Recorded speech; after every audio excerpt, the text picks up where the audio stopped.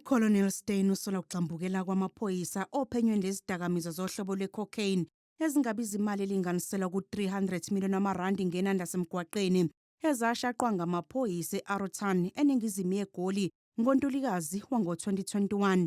Uthi namanje abekho abasaboshiwe ngalesi gameko.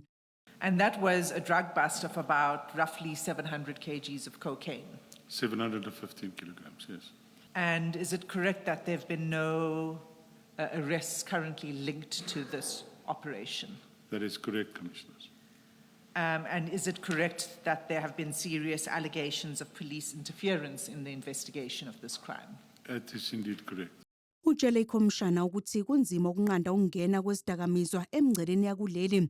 Uthi basabhekene nenselele yamaphoyisa nabesikhungo esibheka impahla ephumayo nengenayo kulelizwe abasebenzisana nabashushumbisa isidakamizwa nokwenza kube nzima ukulawulwa kokungena kwazo.